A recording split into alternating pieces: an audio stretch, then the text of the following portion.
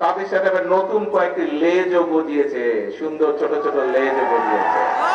আপনারা পত্রিকা পড়েন, আপনারা সোশ্যাল মিডিয়া যান, খবর নিয়ে দেখেন, ওই যে 5ই আগস্ট যাদেরকে দেশের এই বাংলাদেশের মানুষ এই দেশ থেকে বিতাড়িত করে দিয়েছিল, এই এখন যারা অরাজকতা সৃষ্টি করতে চাইছে, খবর নিয়ে দেখেন ওই 5ই আগস্টে যারা বিতাড়িত তাদের সাথে এরা তলে শুরু করে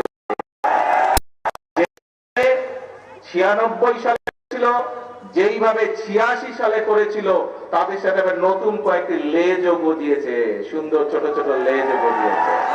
প্রিয় ভাই বোনেরা, কাজেই আমরা এই দেশ থেকে স্বৈরাচারকে বিদায় করেছি। বাংলাদেশের জনগণ রাজপথে নেমে স্বৈরাচারকে বিদায় করেছে এই দেশ থেকে। যেই স্বৈরাচার বাংলাদেশের মানুষের ভোটের অধিকারকে কেড়ে নিয়েছিল, যেই স্বৈরাচার বাংলাদেশের মানুষের কথা বলার অধিকার কেড়ে নিয়েছিল, যেই স্বৈরাচার বাংলাদেশের খেটে খাওয়া মানুষ, গ্রামে বসবাসকারী মানুষের সকল প্রকার উন্নয়ন বলা যায় বন্ধ করে দিয়েছিল, সেই স্বৈরাচারকে এই বাংলাদেশের মানুষ, ছাত্র জনতা এক রাজপথে একত্রিত হয়ে তাদেরকে এই দেশ থেকে বের করে দিয়েছে। প্রিয় ভাই বোনেরা,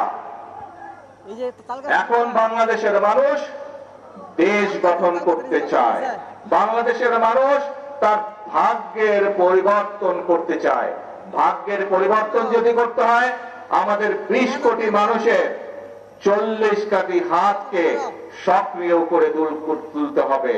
আমাদের 20 কোটি মানুষের 40 কোটি হাতকে কাজে ব্যবহার করতে হবে।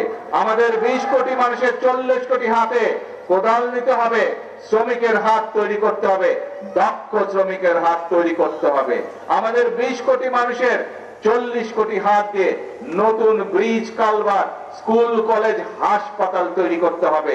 তাহলেই আমরা এই দেশের মানুষের ভাগ্য পরিবর্তন করতে পারবো।